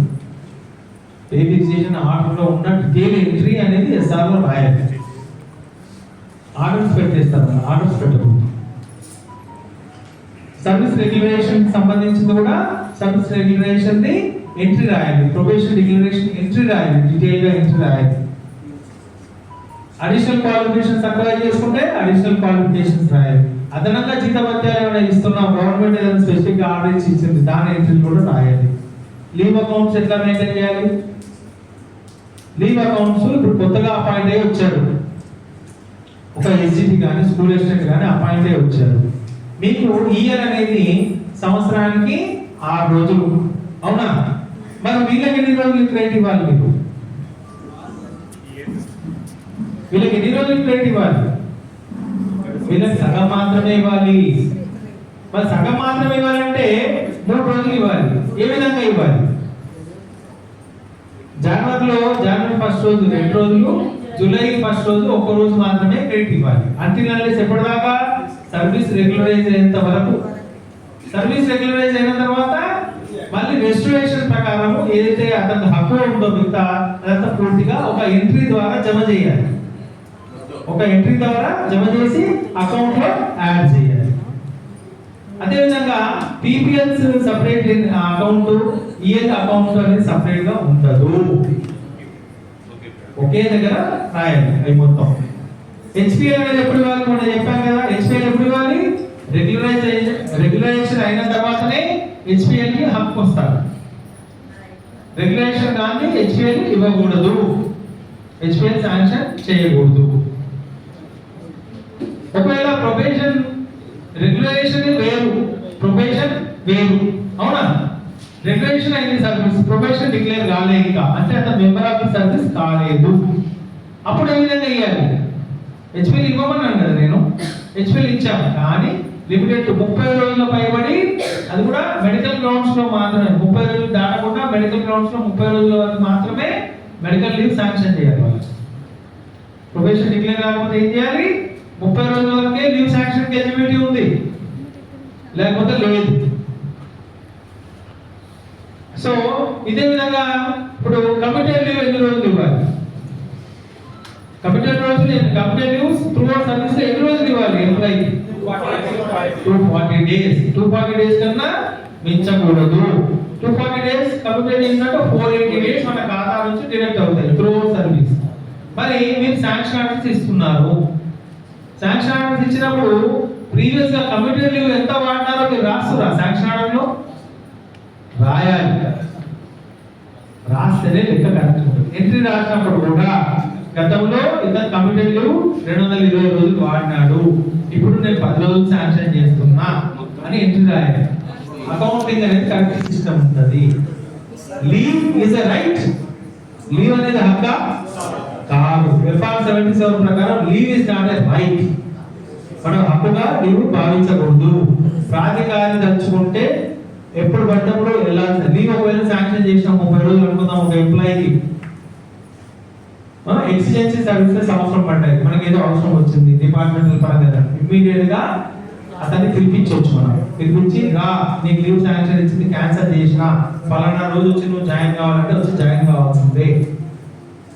24/7 బాండెడ్ లేబర్స్ గవర్నమెంట్ ఎంప్లాయీస్ అంటే అది గుర్తుపెట్టుకోండి. ఫండమెంటల్ రూల్స్ చాలా స్ట్రిక్ట్ గా ఉన్నాయి. నేను చెయ్యను, నేను రాను, ఏమైనా చేసుకోవాలంటే చాలు, ఉద్యోగం ఉడవించు, అన్ని స్ట్రిక్ట్ రూల్స్ ఉన్నాయి. కానీ ఇంప్లిమెంటేషన్ మనం చెయ్యము. ఎందుకు చెయ్యము? ఒక డిఓ ఒక్కడు ఏం చేయలేడు. డిఓ ఏదైనా చేయకపోతే 10 మంది యూనియన్ లీడర్లు వచ్చుకుంటారు, గుంపుని తయారు చేస్తారు, 100 మంది 50 మంది వచ్చుకుంటుంటారు. 4 టీచర్లను సస్పెండ్ చేసిన రోజు 35-40 మంది వచ్చే ఉంటారు నా మీద అదే రోజు సాయంత్రం. ఇది ప్రాక్టికల్ ప్రాబ్లమ్స్. ఓకే, ఏదైనా చేయాలంటే కొంచెం ఆలోచించి చేయాలనుకోండి, చేస్తాము. సో ఈ విధంగా leave is not a right. మరి లీవ్ అనేది రైట్ కానప్పుడు లీవ్ అడుక్కునే క్రమం ఏ విధంగా ఉండాలి? లీవ్ అడుక్కునే క్రమం ఏ విధంగా ఉండాలి? ప్రయర్ పర్మిషన్ మాత్రమే. ప్రయర్ గా అప్లికేషన్ పెట్టుకోవాలి, పలానా రోజు లీవ్. ఒకవేళ మెడికల్ గ్రౌండ్స్ లో ఉన్నప్పుడు మనకి ఏదో విధంగా ఉన్న పక్కన ఎవరైనా ఫ్రెండ్ ఉన్నాడు అనుకోండి, సహోద్యోగి, అతనితో లీవ్ అప్లికేషన్ పంపించడం, వివరంగా రాయడం. ఒకవేళ మెడికల్ గ్రౌండ్స్ లో లీవ్ అనేది పెట్టుకున్నాడని రాస్తే ఖచ్చితంగా మెడికల్ సర్టిఫికేట్ తోటి జాయిన్ కావాలి. అది రూల్ నిబంధన. కానీ సిఎస్ లో మనం అలాగే ఆలోచించాం. క్యాజువల్ లీవ్ 1 రోజు 2 రోజులు అది ఆలోచించాం, అది తప్పు. ఇప్పుడు క్యాజువల్ లీవ్స్ వగేరా పెట్టుకున్నప్పుడు మెడికల్, నేను ఇప్పుడు ఒక రోజు అతను నాకు ఆరోగ్యం బాగాలేదనేసి సిఎల్ పెట్టుకుంటాడు. ఆ రోజు రాడు, మరుసటి రోజు రాడు, ఇంకో రోజు 3 రోజులు రాడు. ఏమంటాడు? నా ఆరోగ్యం బాగాలేదా, నేను బాగాలేదా. వినండి, మరుసటి రోజు 4వ రోజు వస్తాడు. వచ్చేసి డైరెక్ట్ గా అటెండెన్స్ లిస్ట్ సంతకం పెట్టి పోతాడు. పెట్టలేకపోతాడు. మెడికల్ సర్టిఫికేట్ పడతారా అన్నది, fitness certificate, medical cum fitness certificate తేయాలి. తెచ్చిన తర్వాతనే మనకి అవకాశం ఇవ్వాలి. అనుకుందాం నిజంగానే ఆరోగ్యం బాగాలేదండి, అతను అనుకుందాం కూర్చోలేకపోతున్నాడు, లేవలేకపోతున్నాడు, ఏదో ఎందుకు జీతం పోతుందనే బాధతో వచ్చి కూర్చుంటాడు. స్కూల్కి వచ్చి చదువు చెప్తాడా? మరి ఆ రోజు చెప్పలేదు. తన పనులు సరిగ్గా రొటీన్ గా వర్క్స్ ఏ విధంగా చేయగలుగుతారా? చేయలేదు. కాబట్టి ఖచ్చితంగా మెడికల్ ఫిట్నెస్ సర్టిఫికేట్ తీసుకున్న తర్వాతనే అతని సేవల్ని మనము ఉపయోగించుకోవాలి. అది నిబంధన. కానీ జనరల్గా చేయలేదు. దొంగ సర్టిఫికేట్లు తెస్తారు, పెడతారు. చిన్న డౌట్ ఉన్నా చాలు మీరు సంబంధించిన అపాయింటింగ్ అథారిటీకి లెటర్ పెట్టాలి. దీని మీద నాకు అనుమానం ఉంది, మెడికల్ సర్టిఫికేట్ లోకల్ కాలేజ్ ఇచ్చినట్టు నాకు అనుమానం ఉందని చాలు మెడికల్ బోర్డు ప్రిఫర్ చేయొచ్చు. మనం మీరు మెడికల్ బోర్డు మీరు రాసే అర్హత మీకు లేదు. అపాయింటింగ్ అథారిటీకి డిస్ట్రిక్ట్ ఆఫీసర్స్ ఉంటుంది. మనం మెడికల్ బోర్డుకి రాయొచ్చు. రాసినప్పుడు క్రాస్ ఎగ్జామిన్ చేస్తాడు. ఇవాళ క్రాస్ ఎగ్జామినేషన్ చాలా సిస్టమ్ ఉంటుంది. మెడికల్ బోర్డు అంత తక్కువ అంచనా వేయద్దు. మీకు ఒక విషయం చెప్తా, అంటే మొన్న కూడా ఇన్సూరెన్స్ ఇష్యూలో చెప్పిన మీకు, మనం ఏ విషయాలైనా ఇన్సూరెన్స్ తీసుకున్నప్పుడు ఖచ్చితంగా రాయాలంట. ఇవాళ నవడేస్ ఎట్లయిపోయిందంటే, ఒక వ్యక్తి సిగరెట్ తాగుతున్నాడా, ఒక వ్యక్తి ఆల్కహాల్ కన్స్యూమ్ చేస్తున్నాడా, వాళ్ళ దగ్గర పరికరాలు ఉంటాయి, చెప్పేస్తుంది అది ఆటోమేటిక్గా. బ్లడ్ పరీక్షిస్తే వీడు ఎన్ని రోజుల ముందు ఆల్కహాల్ తాగని కూడా చెప్తుంది అది సిస్టమ్. అంత పకడ్బందీ సిస్టమ్. దేని నుంచి తాగటం లేదు, టెక్నాలజీ అంతా పెరిగిపోయింది. కాబట్టి ఈ జాగ్రత్తలు మీరు హెడ్ మాస్టర్ కాబట్టి మీరు జాగ్రత్తలు తీసుకోవాలి. మీ ఏరియా ఏము స్కూల్ మంచిగా రన్ చేయాలి. మీ ఆధీనంలో అంటే అది మీ ఆస్తి లాగానే చూసుకోవాలి. చిన్న ప్రాబ్లం వచ్చింది అనుకోండి ఏదైనా మీరే రెస్పాన్సిబుల్, దానికి అడ్వాన్స్ రెస్పాన్సిబుల్, టీచర్లు కాదు. ఏదైనా ప్రాబ్లం వచ్చింది, ఏదైనా థెఫ్ట్ అయింది, ఏదైనా ఫస్ట్ ఇమీడియట్ గా సంబంధిత పోలీస్ అధికారికి మీరే చెప్పాలి. ప్రిలిమినరీ ఇన్ఫర్మేషన్ ఇవ్వాలి, ఎఫ్ఐఆర్ చేయించాల్సిన బాధ్యత మీదే. తర్వాత ఇన్వెస్టిగేషన్ వేరే అధికారుల సహకారం కావాలంటే తర్వాత వస్తుంది. చేస్తే ఏం చేస్తారు, ముందు మీరు స్కూల్స్ పోగానే ఫస్ట్ డిఓ బెల్ నొక్కుతారు, వచ్చి డిఓ తలుపు నొక్కుతారు. తప్పు అది. ఆ సమయం వృధా చేయదు. ఏదైనా వస్తువు పోగానే ఇమీడియట్ గా పోలీస్ అధికారులకు చెప్పి కంప్లైంట్ లాడ్ చేసి డీటెయిల్ గా మనము ఎఫ్ఐఆర్ కాపీ తీసుకోవాలి. ఎఫ్ఐఆర్ కాపీ ఇవ్వలేదు అనుకోండి, సతాయిస్తున్నాడు అనుకోండి, అప్పుడు జిల్లా అధికారి దగ్గరికి జిల్లా అధికారి ఏం చేస్తాడు, ఎఫ్ఐఆర్ అయ్యేటట్టు చూస్తాడు. ఇదొక విషయం. సో ఇవన్నీ జనరల్ గా డిస్కస్ చేస్తుంటే చాలా లెంతీ ఉంటుందండి సర్వీస్ మ్యాటర్స్. మళ్ళీ సర్వీస్ మ్యాటర్స్ లో మన వాళ్ళు ఇవి కండక్ట్ రూల్స్ చెప్పినారో లేదో, మరి సిసిఏ రూల్స్ చెప్పినారో లేదో తెలియదు. అది కూడా చాలా పెద్ద సబ్జెక్టు, మాట్లాడుకుంటూ కూర్చుంటే గంటలు తడిచిపోతుంటది. ఓకే, ఈ రోజు ఇంకా మనము ఏం చేద్దామంటే ఇన్ ఫ్యూచర్ లో ఏదన్నా ఒక రోజు ఒక సెషన్ పెట్టుకుందాం. ఒకటి మీకు ఖాళీగా ఉన్నప్పుడు మీటింగ్ జరిగినప్పుడు ఒక ఇష్యూ డిస్కషన్ చేద్దాం, అట్లా అదన్నా కంక్లూడ్ చేద్దాము. Sir thank you very much sir. మీ అమూల్యమైన సమయం కేటాయించి చాలా విషయాలు మా ప్రధాన ఉపాధ్యాయులు చెప్పిన డాటా అంతా తీసుకొచ్చి మీ దగ్గర మీ స్కూల్లో కూర్చొని దాంట్లో ఎంటర్ చేస్తారు. తర్వాత ఒక మ్యాచింగ్ అనేది ఒక షీట్ ఇచ్చినాం, అది స్కూల్ మాత్రం ఐడెంటిఫికేషన్ చేసిన పిల్లలు ఎక్కువ ఉన్నారు, కానీ భవితా సెంటర్స్ కి ఐఈఆర్ఎస్ఎస్ కి వచ్చే పిల్లల సంఖ్య తక్కువ. మరి ఇంక్లూజివ్ ఎడ్యుకేషన్ టీచర్స్ కూడా మనం అపాయింట్ చేసిన సందర్భం మీకు తెలుసు. ఎక్కడెక్కడైతే ఐడెంటిఫికేషన్ ఎక్కువ ఉందో ఆయా పాఠశాలకు మనం పోస్ట్ శాంక్షన్ చేసి వాళ్ళకి అపాయింట్మెంట్ చేసి అక్కడ పోస్టింగ్ ఆర్డర్స్ ఇవ్వడం జరిగింది. వాళ్ళకు కూడా మనకన్నా ఎక్కువ, ఇప్పుడు మనమన్నా ఒక 3 days 5 days ట్రైనింగ్ ఉంటే వాళ్ళకి 7 days ట్రైనింగ్ ఇచ్చినారు. మన ఇన్ సర్వీస్ ట్రైనింగ్ 7 days ఇచ్చారు ఈ special education teachers and as well as ఐఈఆర్టీలకి. కాబట్టి ఈ విషయాలు బడిబాట కార్యక్రమంతో పాటు మనము ఈ విషయాలలో కూడా ఎన్రోల్మెంట్ జరిగే విధంగా చూసుకోవాలి. ఒకటి మనం సెషన్ స్టార్ట్ అవుతాం సార్.